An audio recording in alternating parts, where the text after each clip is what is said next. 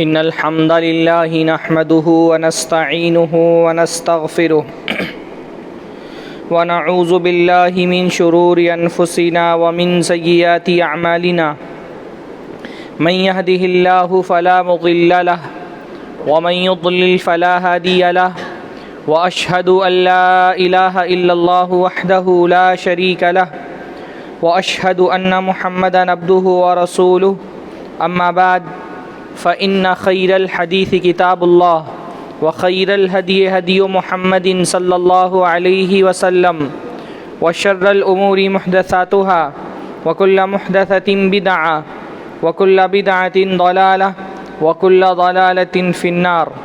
أعوذ بالله السميع العليم من الشيطان الرجيم من همزه ونفخه ونفسه. بسم الله الرحمن الرحيم ولا تنس نصيبك من الدنيا. سب سے پہلے ہر طرح کی حمد اور ثنا، تعریف اور توصیف، عظمت اور بزرگی، کبریائی اور بڑائی اللہ رب العزت کے لیے لائق اور زیبا ہے، جس کی نعمتیں بے شمار ہیں، جس کے احسانات انگنت ہیں. اللہ تعالیٰ کی بے شمار نعمتوں میں اللہ تعالیٰ کی ایک نعمت ہے مال. مال اللہ تعالیٰ کی نعمتوں میں سے ایک نعمت ہے. جس بندے کو اللہ رب العالمین نے اس نعمت سے نوازا ہے اس کو اللہ کا شکریہ ادا کرنا چاہیے، اور اس نعمت میں اللہ تعالیٰ نے جو حق رکھا ہے وہ حق دینا چاہیے. اور جن کو اللہ رب العالمین نے اس نعمت سے نہیں نوازا ہے ان کو اللہ تعالیٰ سے دعا کرنی چاہیے، اپنی دعاؤں میں یہ نعمت مانگنی چاہیے اور صبر کرنا چاہیے. مال اللہ تعالیٰ کی ایک نعمت ہے. مال اپنے آپ میں کوئی بری چیز نہیں ہے. اسلام کی جو بہت ساری خصوصیات ہیں اس میں سے خصوصیت یہ بھی ہے کہ اسلام فی نفسہ ان اٹ سیلف مال کو کوئی بری چیز نہیں کہتا. اسلام میں مال کوئی بری چیز نہیں ہے، نہ اس کی طلب کرنا بری چیز ہے، نہ اس کی خواہش رکھنا بری چیز ہے. اسلام کے علاوہ دنیا میں جو مذاہب ہیں وہ سارے مذاہب مال کو ایک عیب اور ایک بری چیز قرار دیتے ہیں، اور وہ سارے مذاہب اللہ رب العالمین سے تقرب کے لیے شرط یہ قرار دیتے ہیں کہ آپ مال سے دور ہو جائیں، مال سے دستبردار ہو جائیں، مال نہ کمائیں تو آپ اللہ تعالیٰ کے قریب ہو سکتے ہیں، ہے نا. آپ دیکھیے بدھسٹوں میں اگر آپ کو دیندار بننا ہے تو آپ کو دنیا کو تیاگ دینا ہے، بھکشو بن جانا ہے، بھیک مانگ مانگ کر کے اپنی زندگی بسر کرنی ہے، مال نہیں کمانا ہے. آپ اگر کاروبار کر رہے ہیں، آپ تجارت کرتے ہیں، آپ جاب کر رہے ہیں، اچھا مال کما رہے ہیں تو ایک مخلص بدھسٹ آپ نہیں بن سکتے. آپ عیسائیوں میں دیکھیں، کلیسا میں جو پادری ہوتا ہے وہ کوئی تجارت نہیں کر سکتا، وہ کاروبار نہیں کرتا، وہ جاب نہیں کرتا، وہ پیسہ نہیں کماتا. ان کے ہاں عبادت کا تصور یہ ہے، تقوی اور ولایت کا تصور یہ ہے کہ آدمی اپنے آپ کو کلیسا میں قید کر دے یا جنگلوں میں چلا جائے، پہاڑوں میں چلا جائے، پیسہ نہ کمائے، ساری معاشی سرگرمیوں سے خود کو کاٹ لے، تبھی وہ اللہ کا مقرب بندہ بن سکتا ہے. ہندو مذہب میں بھی یہی ہے کہ بھائی اگر آپ کو اوپر والے کے قریب ہونا ہے تو دنیا آپ کو تیاگ دینی ہے. آپ کو کہیں پہاڑوں پہ چلا جانا ہے یا غاروں میں چلا جانا ہے، جنگلوں میں چلا جانا ہے، سنیاس لے لینا ہے، بال برہمچاری بن جانا ہے، کہیں غاروں میں رہ کر کے موکش کی پراپتی کے لیے تپسیا میں لگا رہنا ہے، تبھی آپ ایشور کے قریب ہو سکتے ہیں. ہر مذہب دنیا کا مال کو فی نفسہ ہی عیب سمجھتا ہے، اور وہ اللہ تعالیٰ سے قریب ہونے کے لیے یہ شرط قرار دیتا ہے کہ آپ مال سے دور ہو جائیں. ہمارے دین کی خصوصیت ہے الحمدللہ کہ ہمارے یہاں مال کوئی اچھی چیز نہیں ہے، ہمارے یہاں فقیری کوئی اچھی چیز نہیں ہے اور مال کوئی بری چیز نہیں ہے. دوسرے مذاہب میں فقیری کوئی بہت اچھی چیز ہے جس کو حاصل کرنا چاہیے. ان کے حساب سے فقیر کوئی بہت پہنچے ہوئے لوگ ہوتے ہیں، فقیر کا مرتبہ ان کی نظر میں بہت بڑا ہے. اس لیے آپ دیکھیں گے ہندوستان میں تو جو کروڑوں کے ہیلی کاپٹر میں سفر کرتا ہے وہ بھی بولتا ہے کہ میں تو فقیر ہوں، جھولا اٹھا کے نکل لوں گا. ہاں، فقیری کوئی اچھی چیز نہیں ہے. بعض مسلمانوں کے یہاں یہ جو تصور آ گیا نا کہ فقیر بابا کوئی بہت پہنچے ہوئے لوگ ہوتے ہیں، یہ تصوف کے راستے سے غیر اسلامی نظریات ہے جو مسلمانوں میں آ گئے. تصوف سے جو بہت سارے دوسرے مذاہب کے نظریات مسلمانوں میں آ گئے اس میں سے یہ بھی ہے کہ فقیری کوئی اچھی چیز ہے. تو بہت سارے مسلمان بھی کہتے ہیں فقیر بابا ہیں، کوئی بہت پہنچے ہوئے لوگ ہیں. اسلام میں فقیری کوئی اچھی چیز نہیں ہے. فقیری کوئی اچھی چیز ہوتی تو اللہ کے رسول فقیری سے پناہ نہیں مانگتے. اللہ کے نبی اپنی دعاؤں میں فقیری سے پناہ مانگتے تھے نا. اللہ کے نبی کی بڑی پیاری دعا ہے, آپ میں سے کسی کو پتہ ہے فقیری سے پناہ کی دعا؟ خطیب گفتگو کر سکتا ہے اپنے سامعین سے دوران گفتگو. خطبے میں بات کرنا جو منع ہے وہ آپس میں سامعین بات نہیں کر سکتے, خطیب سے بات کر سکتے ہیں. فقیری سے پناہ کی دعا یاد ہے کسی کو؟ ہاں, اللہ کے نبی کی بڑی پیاری دعا ہے. اور کب پڑھتے تھے اللہ کے نبی نے یہ دعا؟ جو سب سے بہترین وقت ہوتا ہے دعا مانگنے کا, نماز میں آخری تشہد میں جب آپ درود پڑھ لیتے ہیں اس کے بعد دعا مانگنے کا سب سے بہترین وقت ہوتا ہے. بہت سارے لوگ سلام پھیر کر کے دعا مانگتے ہیں. دعا مانگنے کا اصل وقت سلام پھیرنے کے بعد نہیں ہے, سلام پھیرنے سے پہلے. اللہ کے نبی جو بہت ساری دعائیں مانگتے تھے اس میں سے ایک دعا کی تھی, اللہم انی اعوذ بک من الکفر والفقر وعذاب القبر. اللہ تعالیٰ میں کفر سے, فقر سے اور عذاب قبر سے تیری پناہ چاہتا ہوں. اللہ کے نبی فقیری سے پناہ مانگتے تھے. اگر فقیری کوئی اچھی چیز ہوتی تو اللہ کے نبی سے ہم فقیری سے پناہ کیوں مانگتے؟ اللہ کے نبی نے حدیث میں فرمایا 5 چیزوں کو 5 چیزوں سے پہلے غنیمت جانو. اس میں سے کیا ہے؟ غنا کا قبل فقرک. اپنے غنا کو, اپنی مالداری کو غنیمت سمجھو. مطلب کیا ہے کہ غنا تمہارے لیے نعمت ہے, مالداری تمہارے لیے نعمت ہے, اس کی قدر کرو, اس کی ویلیو کو سمجھو, اس کا صحیح استعمال کرو, اس مال کو ضائع مت ہونے دو, اس سے پہلے کہ یہ غریبی یہ امیری غریبی میں تبدیل ہو جائے.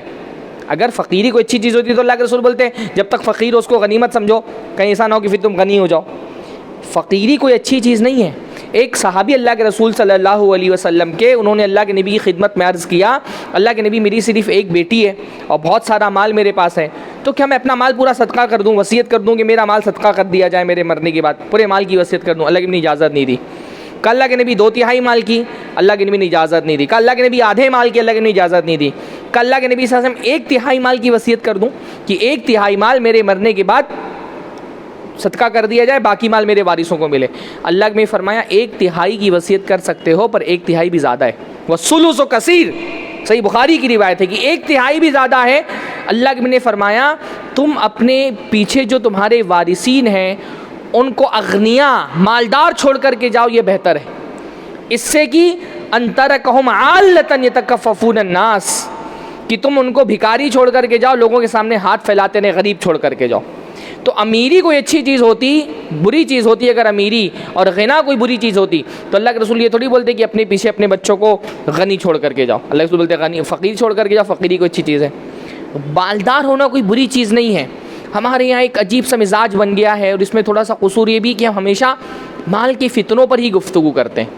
تو اس لوگوں کے ذہن میں یہ بات بیٹھ گئی کہ مال فی نفسی ہی کوئی بری چیز ہے, اور سیٹ لوگ فی نفسی ہی کوئی برے لوگ ہوتے ہیں. ہاں, اس لیے دیکھنے میں آتے ایک عام مزاج سیٹ لوگوں کے خلاف بنا ہوا ہے. ہر کوئی سیٹ کی برائی کر رہا ہے, حتیٰ کہ جو مولوی چندہ لے کر کے جاتا ہے سیٹ صاحب سے, وہ بھی فیس بک پہ سیٹ صاحب کے خلاف لکھ رہا ہے. بھائی غنی ہونا کوئی بری چیز نہیں ہے. اللہ کے رسول صلی اللہ علیہ وسلم نے دعاؤں میں غنا طلب کیا ہے کہ اللہ مجھے مالدار بنا دے. غنا کا مطلب اصل میں کیا ہوتا ہے؟ غنا کا مطلب ہوتا ہے بے نیازی. آدمی کے پاس اتنا مال ہو کہ وہ ہر کسی سے بے نیاز ہو جائے, اس کو کسی کے سامنے ہاتھ نہ پھیلانا پڑے. اللہ کے نبی نے اپنی دعاؤں میں غنا طلب کیا ہے. ہاں, اللہ کے رسول کی ایک بڑی پیاری دعا ہے, اللہم انی اسألک الہدی والتقی والعفاف والغنی.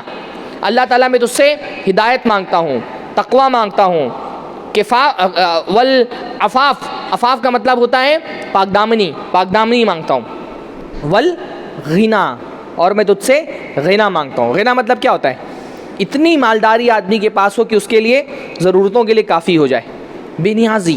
اللہ اتنا مال دے دی کہ میں بے نیاز ہوں. اللہ کے رسول نے غنا طلب کیا ہے. بھائی غنا کوئی بری چیز ہوتی تو اللہ کے رسول دعاؤں میں غنی بولتے ہیں نا, غنی مالدار کو, اسی سے غنا بنائے, غنا سے ہی غنی بنائے.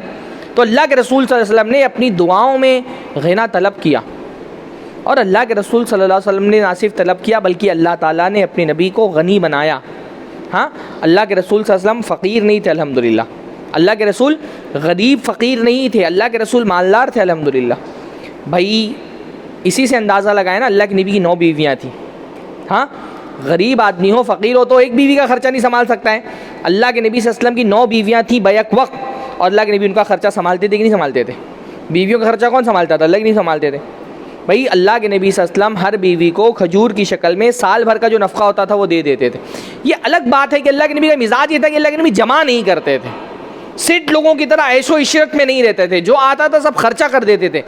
پر ایسا نہیں کہ اللہ کے رسول کے پاس مال کی کوئی قلت تھی. اللہ کے نبی صلی اللہ علیہ وسلم کے پاس مال تھا. اللہ کے نبی کو اللہ تعالیٰ نے غنی بنایا. اللہ نے قرآن مجید میں فرمایا نا وَوَجَدَكَ عَائِلًا فَأَغْنَا، اللہ نے آپ کو غریب پایا تو آپ کو غنی کر دیا. اللہ کے رسول بھی غنی تھے، مالدار تھے. ہاں، اللہ کے نبی صلی اللہ علیہ وسلم کے بارے میں حدیث میں آتا ہے، آپ لوگ سب رمضان میں سنتے ہیں کہ رمضان میں اللہ کے نبی کی سخاوت کیسی ہوتی تھی، جیسے تیز ہوائیں چل رہی ہوں. اللہ کے نبی کی سخاوت کا عالم ایسا ہوتا تھا جیسے تیز ہوائیں چل رہی ہوں. تو اپنا ہی بانٹتے تھے نا کہ دوسرے کا لے کے بانٹتے تھے. بھائی میں آپ کا لے کر کے بانٹ دوں تو میں کاہے کا سخی ہوں؟ سخی کون ہوتا ہے؟ جو اپنا پیسہ دے نا. یہ کس کا بانٹتے تھے اللہ کے رسول؟ یہ اللہ کے رسول کا خود کا ہوتا تھا جو بانٹتے تھے. حجۃ الوداع کے موقع پہ 100 اونٹوں کے اللہ کے نبی صلی اللہ علیہ وسلم نے قربانی کی ہے، ہدی کیا جانوروں کو، 100 اونٹ. ہاں، اللہ کے نبی صلی اللہ علیہ وسلم غریب نہیں تھے. اللہ رب العالمین نے، ٹھیک ہے بھائی، ہجرت کے بعد کے جو حالات تھے اس میں تو سب کے ساتھ مالی پریشانیاں تھیں. صحابہ کرام لٹے پٹے اپنے اپنے علاقوں سے، گھر بار، مال دولت، کاروبار سب چھوڑ کر کے مدینہ آئے تھے. تو جو عام طور پہ آپ مشکل حالات کے بارے میں سنتے ہیں، یا تو وہ مکہ کے آخری زمانے کے حالات تھے یا مدینہ کے ابتدائی زمانے کے حالات تھے جس میں مالی قلت کا سامنا مسلمانوں کو تھا. لیکن پھر غزوات کا سلسلہ شروع ہوا، مال غنیمت آیا مدینہ کے اندر، تو مدینہ کے لوگ خوشحال ہوئے. صحابہ کرام کے پاس بھی اور اللہ کے نبی صلی اللہ علیہ وسلم کے پاس بھی پیسہ آیا، اللہ تعالیٰ نے دیا، اللہ تعالیٰ نے رزق کے دروازے کھولے. اور مال غنیمت میں جو کچھ آتا تھا وہ بہت ویلیوبل ہوتا تھا، بہت قیمتی چیزیں ہوتی تھیں، ہے نا. جو زرہ ہوتی، آرمر سوٹ، تلواریں اور یہ ساری چیزیں وہ تھی جو عرب میں بنتے نہیں تھے، یہ لوگ باہر سے امپورٹ کرتے تھے. تو وہ ساری بہت قیمتی چیزیں ہوا کرتی تھیں. اور اس مال غنیمت کا 5واں حصہ تو اللہ کے رسول کو اکیلے ملتا تھا. مال غنیمت میں 5واں حصہ اللہ کے رسول کو اکیلے ملتا تھا. مال فے پورا کا پورا اللہ کے رسول کو ملتا تھا. مال فے وہ مال جو کوئی قوم جنگ لڑے بغیر دے دیتی ہے، مال فے. تو اللہ کے رسول کے پاس پیسوں کی کمی نہیں تھی الحمدللہ. اللہ تعالیٰ نے بہت نوازا اللہ کے رسول کو. بس اللہ کے رسول کا مزاج یہ تھا کہ اللہ کے رسول جمع کر کے نہیں رکھتے تھے، جو آتا تھا سب اللہ تعالیٰ کے راستے میں خرچ کر دیتے تھے، جمع نہیں کرتے تھے اپنے لیے. پر اللہ کے رسول فقیر نہیں تھے.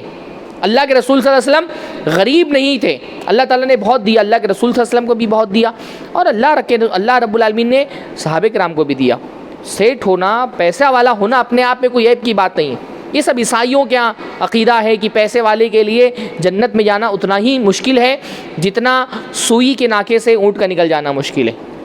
اللہ کے نبی صلی اللہ علیہ وسلم نے جب اسلام کی دعوت دی تو اپنے صحابہ کو کوئی صوفی اور کوئی بورا نشیں اور کوئی ایک دم سنیاس لے کر کے دنیا تیاگ کر کے کوئی اپنے آپ کو عبادت گاہوں میں بند کر دینے والا نہیں بنایا. اللہ کے نبی صلی اللہ علیہ وسلم نے جو صحابہ کی تربیت کی اس میں صحابہ کو اللہ کے نبی نے دنیا سے کاٹ کر کے، معاشی سرگرمیوں سے کاٹ کر کے کوئی عبادت خانے میں بند ہو جانے والا نہیں بنایا. اللہ رب العالمین نے، اللہ کے نبی صلی اللہ علیہ وسلم نے صحابہ کی تربیت کی تو صحابہ سیاستدان بنے، مجاہد بنے، بڑے کاروباری بنے، بڑے تجارت کرنے والے بنے، بڑے ذہین افراد بنے. اللہ کے نبی کی تربیت ایسی تھی. اللہ کے نبی چاہتے تھے کہ صحابہ دنیا کے بھی ہر میدان میں کامیاب ہوں، علم کے میدان میں، ٹیکنالوجی کے میدان میں، زبان و ادب کے میدان میں، ہر میدان میں اللہ کے نبی صلی اللہ علیہ وسلم نے صحابہ کو آگے بڑھایا. ایک مرتبہ حضرت عمرو ابن عاص رضی اللہ تعالیٰ عنہ کو اللہ کے نبی نے ایک غزوے پر سپہ سالار بنا کر کے بھیجا، اور اللہ نے فرمایا اَسَ اللَّهُ أَن يُغْنِمُكَ وَيُسَلِّمُكَ، عمرو اس جنگ میں اللہ تعالیٰ آپ کو سلامت بھی رکھے گا اور خوب مال غنیمت بھی دے گا. وَأَرْغَبُ لَكَ فِي الْمَالِ رَغْبَةً صَالِحًا، اور عمرو میں چاہتا ہوں کہ تم کو مال ملے. ہاں، اللہ کے رسول صلی اللہ علیہ وسلم نے اپنے صحابہ کو دنیا سے کاٹ کر کے مسجدوں میں بند نہیں کیا، ان کو دنیا میں بھی بھیجا کہ مال کماؤ اور مسجد میں بھی بھیجا کہ عبادت کرو. ہاں، فرمایا میں چاہتا ہوں کہ تم کو خوب مال ملے، میری چاہت ہے. تو حضرت عمرو ابن عاص نے کہا اللہ کے نبی میں نے کوئی مال کی چاہت میں اسلام قبول نہیں کیا، انما اسلمت رغبۃ فی الاسلام، اللہ کے نبی میں نے اسلام قبول کیا کیونکہ اسلام مجھے پسند ہے، میں نے اسلام کی چاہت میں اسلام قبول کیا ہے. تو حضرت عمرو ابن عاص صلی اللہ علیہ وسلم نے فرمایا یا عمرو نعم بالمال الصالح للرجل الصالح، اے عمرو نیک آدمی کا مال بھی کتنا نیک ہوتا ہے. آدمی اگر نیک ہو تو اس کا مال بھی نیک ہوتا ہے. اے عمرو نیک آدمی کا مال بھی کتنا نیک ہوتا ہے. ہاں، یعنی اگر آدمی نیک ہوتا ہے نا تو اس کا مال بھی کیا ہوتا ہے؟ نیک ہو جاتا ہے. اللہ کے رسول نے مال کی صفت کیا قرار دی؟ صالح. مال صالح بھی ہو سکتا ہے، مال ہمیشہ برا نہیں ہوتا ہے. مال جب نیک لوگوں کے ہاتھ میں آتا ہے تو وہ نیک ہو جاتا ہے. اس لیے شریعت کیا چاہتی ہے کہ دنیا کا جو مال ہے، ویلتھ، وہ نیک لوگوں کے ہاتھ میں رہے. بڑی کمپنیاں، بڑے کاروبار، بڑے اسٹارٹ اپ، یہ نیک لوگ کنٹرول کریں اس کو. کیونکہ مال جب نیک لوگوں کے ہاتھ میں آئے گا تو یہ مال دنیا میں، معاشرے میں، سماج میں خیر کو فروغ دینے کا سبب بنے گا. دیندار آدمی کے ہاتھ میں جب مال ہوگا تو وہ کیا کرے گا؟ اگر وہ اپنی ذات پر خرچ کرے گا تو اللہ کی اطاعت کا کام کرے گا، اپنے گھر والوں پہ خرچ کرے گا تو گھر والے اللہ تعالیٰ کی فرما برداری کا کام کریں گے، وہ اپنے رشتہ داروں پہ خرچ کرے گا، فقراء پہ خرچ کرے گا، مساکین پہ خرچ کرے گا، وہ بیواؤں کا سہارا بنے گا، وہ یتیم کی کفالت کرے گا، وہ اپنے مال سے مسجدیں بنوائے گا، دینی جماعتوں کو تعاون کرے گا، وہ اپنے مال سے دعوتی اداروں کا تعاون کرے گا، جمعیتوں کا تعاون کرے گا، مدارس بنوائے گا. اس مال سے اگر وہ نیک آدمی کے ہاتھ میں ہو تو معاشرے میں خیر کو فروغ ملتا ہے. تو شریعت چاہتی ہے کہ معاشرے کا جو مالدار طبقہ ہے وہ دیندار لوگ ہوں، اور جو دیندار لوگ ہوں وہ مال کمائیں. اگر بے دین آدمی مال کمائے گا تو کیا ہوگا؟ یہ مال شر بن جائے گا، یہ مال معاشرے کو نقصان پہنچائے گا، یہ مال اپنے آپ میں خیر کے بجائے شر کو فروغ دینے کا سبب بنے گا. وہ مال اگر بددین آدمی اپنی ذات پہ خرچ کرے گا تو نافرمانی کا کام کرے گا، اس کے گھر والے نافرمانی کا کام کریں گے، وہ فضول خرچی کرے گا، وہ شادیوں میں فضول پیسے بہائے گا، منگیاں کرے گا، وہ بیئر بار میں پیسے لٹائے گا، وہ جوئے کھیلے گا، وہ حرام کاروبار کرے گا جس سے حرام کو فروغ ملے گا، شر کو فروغ ملے گا. شریعت چاہتی ہے کہ مال بے دین لوگوں کے ہاتھ میں نہ رہے، بلکہ اسلامی حکومت میں تو اگر کوئی بد کردار آدمی مال کو کنٹرول کر رہا ہے تو اسلامی حکومت پابندی لگا دے گی اس کے مال خرچ کرنے پر، کیونکہ وہ اپنے مال سے معاشرے اور سماج کو نقصان پہنچائے گا، اس کے مال سے شر کو فروغ ملے گا. شریعت چاہتی ہے دیندار لوگ مالدار بنیں، دیندار لوگوں کو مال کمانا چاہیے، شریعت یہ چاہتی ہے. اس لیے اللہ کے رسول نے فرمایا کہ مال کب صالح ہوتا ہے؟ جب آدمی صالح ہوتا ہے، جس کے ہاتھ میں وہ مال ہے. تو صالح لوگوں کے ہاتھ میں مال ہونا چاہیے. اللہ کے رسول نے حضرت عمرو بن عاص کے لیے دعا کی. اللہ کے رسول صلی اللہ علیہ وسلم نے حضرت انس جب بہت چھوٹے تھے تو ان کی والدہ ام سلیم اللہ کی خدمت میں لے کے آئیں اور فرمایا خادمک انس، اللہ کے رسول انس آج سے آپ کے خادم ہیں، آپ کی خدمت کریں گے. تو اللہ کے رسول نے حضرت انس کے لیے کیا دعا کی؟ اللہم اکثر مالہ و ولدہ، اللہ تعالیٰ کثرت سے انس کو مال دے اور کثرت سے اولاد دے. مال کوئی بری چیز ہوتی ہے تو اللہ کے رسول حضرت انس کے لیے مال کی دعا نہیں کرتے نا کہ کثرت سے مال دے. مال بھی بری چیز نہیں، کثرت مال بھی بری چیز نہیں ہے. مال کی ضرورت سے زیادہ چاہت بری چیز ہو سکتی ہے، مال کو لوگ خدا بنا لیے بری چیز ہو سکتی ہے نا. مال کو اللہ کے رسول، اللہ تعالیٰ کے دین، نیک اعمال سے زیادہ بڑا سمجھنے لگے، یہ بری چیز ہو سکتی ہے. پر فی نفسی نہ مال بری چیز ہے، نہ مال کی کثرت بری چیز ہے. مال کی کثرت اگر بری چیز ہوتی تو اللہ کے رسول حضرت انس سے مال کی کثرت کے لیے، حضرت انس کے لیے دعا نہیں کرتے کہ مال کثرت سے دے، اولاد کثرت دے. اولاد کی کثرت بھی اللہ کی نعمت ہے، بلکہ ہمارے ہاں تو ہم مال کی کثرت کو بعض مرتبہ مان بھی لیتے ہیں کہ نعمت ہے.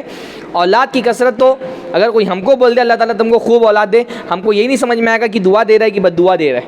ہاں، جو مسلمانوں کا مزاج بن گیا ہے، ایک کے بعد ابھی نہیں، دو کے بعد کبھی نہیں، تو ہم کو کوئی بول دے کہ اللہ تعالیٰ کثرت سے اولاد دے تو ہم تو سمجھ ہی نہیں پائیں گے دعا دے رہے کہ بد دعا دے رہے. اللہ کے رسول نے حضرت انس کو دعا دی اللہم اکثر مالہ و ولدہ، اور اللہ نے دیا. حضرت انس کو بہت مال دیا، ان کا بڑا سا محل تھا کوفہ کے اندر، اللہ نے خوب مال دیا، خوب اولاد بھی دی. 100 سے زائد بچوں کو تو انہوں نے اپنے ہاتھوں سے دفن کیا اپنی زندگی میں، اتنا اللہ تعالیٰ نے اولاد دی ان کو. تو مال میرے بھائیوں، مال فی نفسی میں مال کی فتنوں پہ بہت گفتگو ہوتی ہے. آج وقت تھوڑا کم تھا نا تو میں نے سوچا بھائی فتنے چھوڑیں، آج صرف مال کی فضیلت پہ گفتگو کرتے ہیں. مال اچھی چیز ہے، مال کماؤ، ٹھیک ہے، مال کو اپنے اوپر حاوی مت کر لو، مال کو زندگی کا مقصد مت بنا لو، مال کو دین اور عبادتوں پہ ترجیح مت دو، پر مال کماؤ. ہمارے زمانے کی ضرورت ہے مال کمانا. مال اچھی چیز ہے. مال کو قرآن مجید میں خیر کہا اللہ نے، ایک نہیں کئی مقامات میں مال کو کہا خیر. وَإِنَّهُ لِحُبِّ الْخَيْرِ لَشَدِيدٌ، انسان خیر کی محبت میں بہت شدید ہے. خیر سے کیا مراد ہے؟ مال. خیر یعنی بھلائی نا، مال کو بھلائی کا اللہ نے. ہاں، اللہ کے نبی صلی اللہ علیہ وسلم قرآن مجید میں ایک جگہ فرمایا کتب علیکم اذا حضر احدکم الموت ان ترک خیرا، تم پر واجب کیا گیا ہے اگر تمہاری موت کا وقت آ جائے اور تم خیر چھوڑ کر کے جا رہے ہو تو وصیت کر دو. خیر سے کیا مراد ہے؟ مال. ہاں، ایک جگہ اللہ رب العالمین نے فرمایا یسألونک ماذا ينفقون قل ما انفقتم من خیر، یہ آپ سے پوچھتے ہیں کیا خرچ کرنا ہے، ان سے کہہ دیجئے جو بھی خیر تم خرچ کرتے ہو وہ والدین پہ، رشتہ داروں پہ خرچ کرو. خیر سے مراد کیا ہے؟ مال. قرآن مجید میں اللہ نے مال کو فضل کہا ہے. فضل مطلب احسان، نعمت اللہ تعالیٰ کی. اللہ نے فرمایا اذا قضیت الصلاۃ فانتشروا فی الارض وابتغوا من فضل اللہ، جب نماز ختم ہو جائے، جمعہ کی اذان ہو، سارا کاروبار چھوڑ کر کے مسجد میں آ جاؤ۔ حرام ہے کاروبار کرنا، کسی بھی طرح کی تجارت جمعہ کی اذان کے بعد حرام ہے۔ جمعہ کی اذان ہو، ہر کاروبار چھوڑ کے مسجد میں آ جاؤ۔ نماز ختم ہو جائے تو کیا کرو؟ اذا قضیت الصلاۃ، جب نماز مکمل ہو جائے، فانتشروا فی الارض، زمین میں پھیل جاؤ، وابتغوا من فضل اللہ، اور اللہ کا فضل تلاش کرو، یعنی مال تلاش کرو۔ اس لیے ہم جب مسجد سے باہر نکلتے ہیں تو کیا دعا پڑھتے ہیں؟ اللہم انی اسألک من فضلک، اللہ میں تجھ سے تیرا فضل چاہتا ہوں۔ مال فضل ہے۔ اللہ تعالیٰ نے قرآن میں فرمایا وَلَا يَحْسَبَنَّ الَّذِينَ يَبْخَلُونَ بِمَا آتَاهُمُ اللَّهُ مِن فَضْلِهِ، جو اللہ تعالیٰ کے دیے ہوئے فضل میں بخیلی کرتے ہیں، اس بخیلی کو اچھا نہ سمجھیں۔ کس میں بخیلی کرتا ہے؟ مال میں۔ قرآن مجید میں مال کو خیر کہا، قرآن مجید میں مال کو فضل کہا، تو بھائی مال فی نفسی ہی بری چیز نہیں ہے۔ مال سے فتنے جڑے ہوئے ہیں، مال سے بہت سارے فتنے جڑے ہوئے ہیں، پر مال فی نفسی ہی بری چیز نہیں ہے۔ فتنہ تو ہر نعمت سے جڑا ہوا ہوتا ہے نا، ہر نعمت اپنے آپ میں فتنہ ہوتی ہے، جیسے ہر مصیبت اپنے آپ میں فتنہ ہوتی ہے۔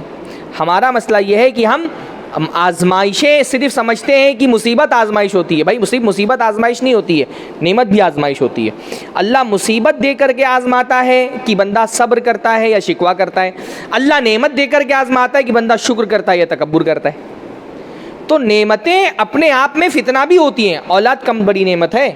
اولاد وہ نعمت ہے کہ انبیاء نے اپنی دعاؤں میں اولاد طلب کی اللہ تعالیٰ سے، پر اسی اولاد کے بارے میں اللہ نے قرآن مجید میں کیا فرمایا؟ انما اموالکم و اولادکم فتنہ، تمہارا مال اور تمہاری اولاد فتنہ ہے۔ اگر آدمی اولاد کی صحیح تربیت نہ کرے، اس کا حق نہ ادا کرے، تو یہ مال یا اولاد اس کے لیے عذاب بن جائے گی۔ ہر نعمت فتنہ ہوتی ہے، صرف مال فتنہ نہیں ہے، ہر نعمت فتنہ تھی۔ فتنہ مطلب آزمائش۔ اگر آپ اللہ کا شکر ادا کریں گے تو یہ نعمت آپ کو جنت میں لے جائے گی، نہ شکری کریں گے، تکبر کرنے لگیں تو یہ نعمت آپ کو جہنم میں لے جائے گی۔ نعمت اپنے آپ میں بری چیز نہیں ہے، ہاں اس نعمت سے امتحان ہے۔ وہ نعمت ہر نعمت امتحان ہے ہمارے لیے، جیسے ہر مصیبت ہمارے لیے امتحان ہے، ویسے ہر نعمت ہمارے لیے امتحان ہے۔ اور فتنہ صرف مالداری نہیں ہے، غریبی بھی فتنہ ہے، غنا صرف فتنہ نہیں ہے، فقر بھی فتنہ ہے۔ اللہ کے رسول کی دعا ہے، اللہ کے نبی صاحب مانگا کرتے تھے اللہم انی اعوذ بک من شر فتنۃ الغنا ومن شر فتنۃ الفقر، اللہ تعالیٰ میں غنا یعنی مالداری کے فتنے کے شر سے تیری پناہ چاہتا ہوں، اور فقیری کے فتنے کے شر سے بھی تیری پناہ چاہتا ہوں۔ تو فقیری بھی فتنہ ہے، جیسے غنی ہونا فتنہ ہے، ویسے فقیر آدمی بھی فتنہ ہے۔ اللہ کے نبی نے اس لیے فقیری سے پناہ مانگی ہے۔ تو فقیری اپنے آپ میں کوئی اچھی چیز نہیں، مالدار ہونا اپنے آپ میں کوئی بری چیز نہیں ہے، مالدار ہونے کی کوشش کرنا چاہیے بندے کو۔ اللہ نے فرمایا وَلَا تَنْسَ نَصِيبَكَ مِنَ الدُّنْيَا، دنیا میں اللہ نے جو تمہارا حصہ رکھا ہے اس کو بھولو مت، مال کماؤ، مال کماؤ۔ ہمارا دین الحمدللہ ہم کو راہب اور جوگی اور سنیاسی نہیں بناتا، ہاں کہ دیندار ہو گئے اب چلو سارا کاروبار چھوڑ کے مسجد میں آ کے اپنے آپ کو بند کر لو۔ ہمارا دین ہم کو اچھا تاجر بناتا ہے۔ تاجر اتنی اہمیت ہے ہمارے دین میں تاجر کی، اللہ نے فرمایا التاجر الصدوق الامین مع النبیین، کی جو سچا امانت دار تاجر ہے قیامت کے دن اس کا حشر نبیوں کے ساتھ ہوگا، نبیوں کے ساتھ اٹھایا جائے گا وہ۔ تو پہلی بات مال کیا ہے؟ مال اللہ تعالیٰ کی نعمت ہے۔ دوسری بات مال ہماری ضرورت ہے نا، مال ہماری دنیا کی ضرورت ہے، ہماری دین کی ضرورت ہے۔ اللہ نے فرمایا وَلَا تُؤْتُوا السُّفَهَاءَ أَمْوَالَكُمُ الَّتِي جَعَلَ اللَّهُ لَكُمْ قِيَامًا، کہ جو مال جس کو اللہ تعالیٰ نے تمہارا قیام بنایا ہے، یعنی تمہاری ضرورت بنایا ہے، اس کو بے وقوفوں اور کم عقلوں کے ہاتھ میں مت دو۔ کم عقل آدمی کو بچے کو مال دے دو گے وہ ضائع کر دے گا۔ جو بچے ہیں وارث ہیں، ہاں بچے کیا ہوتے ہیں؟ باپ مر گیا، بچہ یتیم ہے تو باپ کی مال کا وارث بچہ ہے وہ، پر فرمایا یہ بچہ جب تک کہ کم عمر ہے اس کے ہاتھ میں مال مت دو، یہ ضائع کر دے گا مال، اور یہ مال تمہاری ضرورت ہے، ہاں تمہارا قیام ہے تو مال ہماری ضرورت ہے۔ بھائی دنیا میں ہماری ساری ضرورتیں مال سے وابستہ ہیں، ہاں زندہ رہنے کے لیے مال چاہیے نا، کھانے کے لیے مال چاہیے، آج تو پانی کے لیے بھی مال چاہیے، رہائش کے لیے مال چاہیے، علاج کے لیے مال چاہیے، حتیٰ کہ علم کے لیے بھی مال چاہیے۔ آپ کو چاہے دنیا کا علم حاصل کرنا ہو چاہے دین کا علم حاصل کرنا ہو، بغیر مال کے آپ علم حاصل نہیں کر سکتے۔ ہر چیز کے لیے مال کی ضرورت ہے، اس لیے ہر بندے پر اتنا مال کمانا واجب ہے جتنا اللہ رب العالمین نے اس پر مالی ذمہ داریاں ڈالی ہیں۔ واجب، ہر بندے پر اتنا مال کمانا واجب ہے جتنا اللہ تعالیٰ نے اس پر مالی ذمہ داریاں ڈالی ہے۔ نوجوان ہیں ہٹا کٹا تندرست توانا، ماں باپ بوڑھے ہو گئے، اب ان بوڑھے باپ اور ماں کی کفالت کرنا کس کی ذمہ داری ہے؟ اس نوجوان کی ذمہ داری ہے نا. ان کے کھانے کا، پینے کا، رہائش کا، علاج کا، کپڑوں کا انتظام کرنا کس کی ذمہ داری ہے؟ اس نوجوان کی ذمہ داری ہے. یہ نوجوان ہمارے یہاں ہوتے ہیں مستنڈے، ہٹے کٹے، توانا، تندرست بچے، ہاں 20 سال 22 سال 25 سال کے ہو گئے، پڑے ہوئے ہیں گھر میں. ہاں صبح 2 بجے دوپہر میں سو کر کے اٹھ رہے ہیں، رات بھر پب جی کھیل رہے ہیں. ہاں باپ بیچارہ غریب ہے، اس کے پاس طاقت نہیں رہی کہ پیسہ کمانے کی، لیکن کیا کرے گا؟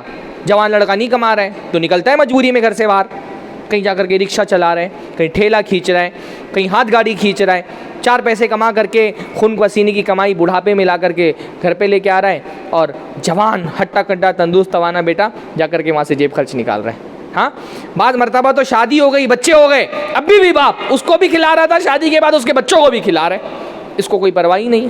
ہاں گنہگار ہے ایسا لڑکا. اللہ کے رسول نے فرمایا کفا بالمرء اسما ان یضیع من یقوت، آدمی کے گنہگار ہونے کے لیے اتنا کافی ہے کہ جن کی کفالت کرنا اس کی ذمہ تھی ان کو ضائع کر دیا، جن کا خرچہ اٹھانا چاہیے تھا ان کو ضائع کر دیا. اللہ کے یہاں گنہگار ہے ایسا آدمی.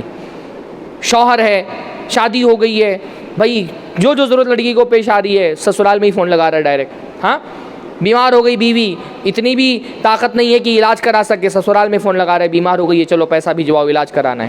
ڈیلیوری کا ٹائم آ گیا، بیوی کو بھیج دیا جاؤ جب بچہ پیدا ہو جائے گا تو لے کر کے آ جانا. بھائی اگر آپ اپنی بیوی کا خرچہ بھی نہیں سنبھال سکتے ہیں، اس کی ڈیلیوری اور اس کے علاج کا خرچہ نہیں سنبھال سکتے ہیں، آپ نے شادی کیوں کی؟ آپ کو روزہ رکھنا چاہیے. گنہگار ہے ایسا بندہ. بعض شوہروں کو تو یہ دیکھنے میں آتا ہے کہ زندگی بھر وہ شادی کرنے کے بعد وہیں پڑے ہوئے سسرال والوں کے دروازے پر، انہی کا کھا رہے ہیں زندگی بھر، انہی سے مانگ مانگ کے پورا گھر، زندگی ان کی بیت جاتی ہے اسی میں، گھر جمائی بن جاتے ہیں. ہاں گنہگار اللہ کے یہاں پہ ایسا بندہ. جس کی ذمہ داری تم نے لی ہے اس کی ذمہ داری اٹھاؤ. بعض مرتبہ آدمی دعوت و تبلیغ میں بہت آگے. ہاں بیوی جا کر کے کسی کے گھر پہ برتن مانج رہی ہے بچوں کا پیٹ بھرنے کے لیے، کپڑے ٹاک رہی ہے بٹن. حضرت جی کہاں گئے شوہر؟ وہ گئے ہیں تبلیغی جماعت میں 4 مہینہ 40 دن کی. ارے بیوی بیچاری پیٹ بھر رہی ہے بچوں کا یہاں وہاں کام کر کے، اور حضرت دعوت میں نکلے ہوئے ہیں. گنہگار ایسا بندہ اللہ کے یہاں. اللہ نے فرمایا آدمی کے گنہگار ہونے کے لیے اتنا کافی ہے کہ جن کی ذمہ داری اٹھانی تھی مالی طور پہ ان کو ضائع کر دیا، ان کی ذمہ داری نہیں اٹھائی. واجب ہے مال کمانا، یعنی اس سے بڑھ کر اور بڑی بات کیا ہو سکتی کہ ہمارے دین میں مال کمانا واجب ہے. جتنی ذمہ داری ہے اتنا. تو جو نہیں کرے گا اس کو گناہ ملے گا، اور جو کرے گا اس کو ثواب ملے گا. مال کمانا ہمارے دین میں ثواب ہے. آپ بتائیے مال کتنی اہم چیز ہے. اللہ کے رسول صلی اللہ علیہ وسلم نے ایک مرتبہ اپنے صحابہ کے ساتھ بیٹھے ہوئے تھے، ایک صحابی سامنے سے گزرے، بڑے طاقتور توانا تندرست. صحابہ نے دیکھ کر کے کہا لو خرج فی سبیل اللہ، اتنا طاقتور آدمی اگر جہاد میں نکلا ہوتا تو کتنا فائدہ ہوتا، دشمنوں کی کشتے کی پشتے الٹ دیتا، اتنا طاقتور آدمی ہے. اللہ رسول نے فرمایا اگر یہ اپنے گھر سے باہر نکلا ہے کیونکہ اس کے ماں باپ بوڑھے اس کے گھر پہ ہیں، لو خرج یسعی علی ابویہ شیخین کبیرین فہو فی سبیل اللہ، اگر اس کے گھر میں اس کے بوڑھے ماں باپ کی کفالت کرنے کے لیے پیسہ کمانے کے لیے جا رہے ہیں، یہ اللہ کے راستے میں جہاد میں. پیسہ کمانا جہاد ہے، جہاد کا ثواب ہے پیسہ کمانے پر. فرمایا اس کے چھوٹے بچے گھر میں ہیں، ان بچوں کی ضرورت پوری کرنے کے لیے نکلا ہے تاکہ پیسہ کما کے بچوں کی ضرورت پوری کرے، جہاد ہے، یہ جہاد کا ثواب ہے. اس کو کوئی نہیں ہے گھر میں لیکن اپنی ذات پر خرچ کرنے کے لیے پیسہ کما رہا ہے تاکہ کسی کے سامنے ہاتھ نہ پھیلانا پڑے.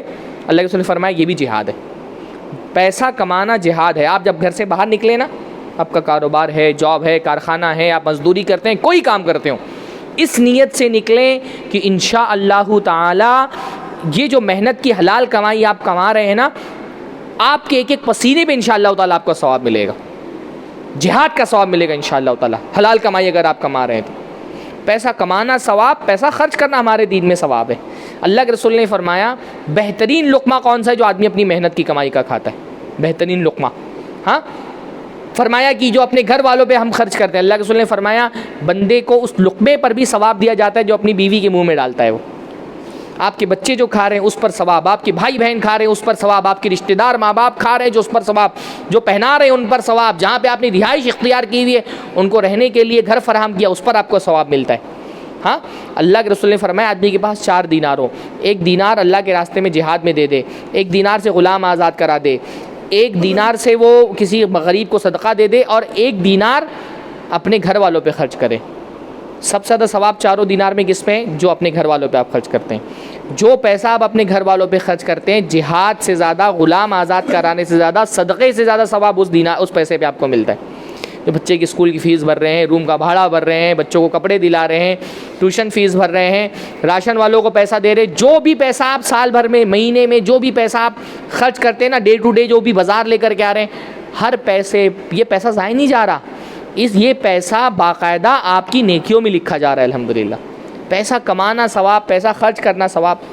تو بھائی پیسہ ہماری ضرورت ہے نا، کھانے پینے، رہائش، تعلیم، ہر چیز کے لیے، بلکہ ہم ہندوستانی مسلمانوں کے سیاسی استحکام کے لیے بھی پیسہ بہت ضروری ہے. اگر اس ڈیموکریسی میں رہ کر کے ہم اپنی سیاست کو مضبوط کرنا چاہتے ہیں، جس سیاسی زوال کے اور جس سیاسی عدم استحکام کے ہم شکار ہیں، اپنی سیاست کی پوزیشن ہم مضبوط کرنا چاہتے ہیں تو ہم کو پیسہ کمانا پڑے گا. ڈیموکریسی میں اصل پاور کن کے ہاتھ میں ہوتی ہے؟ جن کے ہاتھ میں پیسہ ہوتا ہے. ڈیموکریسی ایسے ہی چلتی ہے نا بھائی. نیتا ووٹ خریدتے ہیں، پارٹیاں نیتاؤں کو خریدتی ہیں اور پارٹیوں کو سرمایہ دار خرید لیتے ہیں. پوری جو جمہوریت ہے نا، جمہوریت کا سیٹ اپ ہی ایسا ہے. نیتا لوگ ووٹ خریدتے ہیں، پارٹیاں نیتاؤں کو خرید لیتی ہیں، اور جو سرمایہ دار ہوتے ہیں بڑے بڑے کیپٹلسٹ، وہ پوری کی پوری پارٹی خرید لیتے ہیں. یہ جو لیڈر ہوتے ہیں نا ڈیموکریسی کے اندر، یہ تو صرف مکھڑا ہوتے ہیں، چہرہ ہوتے ہیں. اصل ان کے پیچھے پاور کن کے ہاتھ میں ہوتا ہے؟ سرمایہ داروں کے ہاتھ میں ہوتا ہے. اور ہم ہندوستانیوں سے زیادہ اس بات کو کون سمجھ سکتا ہے؟ سارے لیڈر صرف چہرہ ہیں، پیچھے سے کنٹرول کن کا ہے؟ بڑے بڑے سرمایہ داروں کا ہے. جمہوریت نام ہی اسی کا ہے. ہاں، ڈیموکریسی کی تعریف اگر کسی کو صحیح سے کرنی ہے تو کیا تعریف ہے؟ Government of the capitalist, by the capitalist, for the capitalist. سرمایہ داروں کی حکومت، سرمایہ داروں کے ذریعے، سرمایہ داروں کے لیے. ڈیموکریسی میں جس کمیونٹی کے پاس پیسہ ہے، اسٹیک اسی کے ہاتھ میں، پاور اسی کے ہاتھ میں. آپ اس لیے دیکھیے نا ہندوستان کے اندر پارسی کتنے فیصد ہوں گے؟ مشکل سے 2% بھی نہیں ہوں گے ہندوستان میں. کتنا پاور ہے ان کے پاس؟ ہاں، جس کمیونٹی کے پاس، جین کمیونٹی ہے، جتنا کمیونٹی بہت چھوٹی ہے پر پاور بہت زیادہ ہے، کیونکہ پیسہ ہے ان کے پاس. کنٹرول کون کر رہا ہوتا ہے سیاست میں؟ کنٹرول سرمایہ دار کر رہے ہوتے ہیں. ہندوستان میں اگر ہم کو اپنی سیاست کو مضبوط کرنا ہے تو اپنی معیشت کو مضبوط کرنا پڑے گا، پیسہ کمانا پڑے گا، اچھے کاروبار کرنے پڑیں گے، اسٹارٹس بڑے ہمارے ہوں، ہماری کمیونٹی کو ہم کو آگے بڑھانا چاہیے. ہاں، ہم خود آگے بڑھیں، اپنی کمیونٹی کے لوگوں کو آگے بڑھائیں. جو ہمارے پیسے والے لوگ ہیں ان کے پاس آئیڈیاز ہیں، وہ آئیڈیاز نوجوانوں میں شیئر کریں. آپ کے پاس نوکریاں ہیں، جابز ہیں، آپ اپنے نوجوانوں کو موقع دیں. پیسہ ہے تو ان پر لگائیں، اپنے نوجوانوں پر آگے بڑھائیں ان کو. کوئی آدمی کمیونٹی کا اکیلے ترقی نہیں کر سکتا اگر اس کی کمیونٹی پیچھے رہ جائے تو. کمیونٹی آپ کے ساتھ ترقی کرتی ہے، آپ کمیونٹی کے ساتھ ترقی کرتے ہیں. ہمارے یہاں اور ساری جگہوں پر مسئلہ کیسا ہوتا ہے نا، ہر کمیونٹی میں لوگ آگے بڑھتے ہیں تو کمیونٹی کے لوگ ان کو سپورٹ کرتے ہیں. ہاں، ان کا ہاتھ کھینچ کر کے آگے لے کر کے آتے ہیں. ہمارے یہاں کوئی مسلمان آگے بڑھتا ہے تو لوگ پیر کھینچ کے پیچھے کر دیتے ہیں اس کو. ہم اپنے لوگوں کے دشمن ہوتے ہیں. تو اگر ہم کو اپنی یعنی کھانا پینا تو اپنی جگہ پر، ہندوستان میں اپنی سیاست کو مستحکم کرنا ہے تو ہم کو کیا کرنا پڑے گا؟ پیسہ کمانا پڑے گا، اپنی سیاست کو مضبوط کرنا پڑے گا. بھائی دنیا کو تو آپ ایک سائیڈ رکھیں، دین بغیر پیسے کے نہیں چل سکتا. اللہ کے رسول نے فرمایا ہم نے مال نازل کیا تاکہ نماز پڑھی جائے، زکوٰۃ دی جائے. نماز پڑھنے کے لیے بھی پیسوں کی ضرورت ہے نا. اتنی بڑی مسجد ماشاءاللہ آپ نے بنائی ہے، اللہ تعالیٰ خوب برکت دے. بغیر پیسوں کے بن گئی ہے؟ پیسہ چاہیے نا. مسجد بنانے کے لیے پیسہ، زکوٰۃ دینے کے لیے پیسہ. حج تو بغیر پیسے کو ہوگا ہی نہیں. حج کرنے کے لیے پیسہ. اسلام کے بڑے بڑے ارکان میں سے 2 رکن تو بغیر پیسوں کے ادا ہی نہیں ہو سکتے، زکوٰۃ اور حج. تو عبادت ہی مالی عبادتیں دونوں. حج جو ہے وہ مالی اور جسمانی دونوں عبادتیں. روزہ دیکھیے کتنی عظیم ترین عبادت ہے. آپ کو سال بھر میں صرف 30 روزے فرض آپ رکھ سکتے ہیں نا، پر اگر اللہ نے آپ کو مال دیا ہے آپ ایک دن میں 30 روزوں کا ثواب حاصل کر سکتے ہیں. 30 روزے داروں کو افطار کرا دیں، ایک دن میں 30 روزے کا ثواب آپ کو مل جائے گا. ہاں، اس لیے صحابہ کرام نے اللہ کے نبی صلی اللہ علیہ وسلم کی جو اپنا جو موومنٹ تھا، اللہ کے نبی کی تحریک اور دعوت، وہ کیسے کامیاب ہوئی؟ اس کے لیے بھی مال لگا. قرآن مجید کثرت سے بار بار ذکر کرتا ہے نا، انفقوا فی سبیل اللہ، اللہ کے راستے میں دو. صحابہ نے جیسے حضرت ابوبکر اور حضرت عمر جیسے لوگ ہیں جنہوں نے اپنی ذہانت اللہ کے نبی صلی اللہ علیہ وسلم کی دعوت میں لگائی، اپنے مشوروں سے دعوت کو تقویت پہنچائی. دوسری طرف حضرت علی، حضرت حمزہ، حضرت ابو دجانہ، طلحہ، زبیر، یہ وہ لوگ تھے جنہوں نے اپنی شجاعت اور بہادری سے اسلام کی جو تحریک تھی اس کو آگے بڑھایا. تو تیسری طرف اللہ کے نبی کی اس دعوت میں حضرت عثمان غنی کا مال لگا، عبد الرحمن ابن عوف کا مال لگا، ہے نا. قوت اور طاقت تو لگی صحابہ کی، لیکن ایک صحابہ کا ایک طبقہ تھا جنہوں نے شجاعت، یعنی حضرت عثمان کی شجاعت اور بہادری کے واقعات آپ بہت زیادہ نہیں پڑھیں گے. ان کا اصل کنٹریبیوشن کیا تھا؟ مال لگایا انہوں نے. ہجرت ہوئی, مسلمانوں کے پاس پینے کے لیے پانی نہیں تھا, 35,000 درہم کا کنواں خرید کر کے وقف کر دیا مسلمانوں کے لیے. بعض لوگوں نے اندازہ لگایا تقریباً 12,000 کروڑ ڈالر جو ہے نا وہ بنتا ہے آج کے حساب سے. جب غزوہ تبوک کا موقع تھا, اللہ کے نبی نے کہا خرچ کرو, کہا اللہ کے نبی 100 اونٹ سامان سمیت آپ کے لیے, کہا اور خرچ کرو 100 اونٹ اور 100 اونٹ اور 940 اونٹ اکیلے 940 اونٹ, اور اس کے بدلے میں اور پھر 60 گھوڑے دے کر کے 1000 کی تعداد مکمل کی. ہاں 940 اونٹ اور 60 گھوڑے, اور اس کے بعد اللہ کے نبی کا خرچ کرو تو 1000 دینار کی تھیلی, دینار سمجھتے ہیں سونے کے کوئنس, لا کر کے اللہ کی خدمت میں ڈال دیے.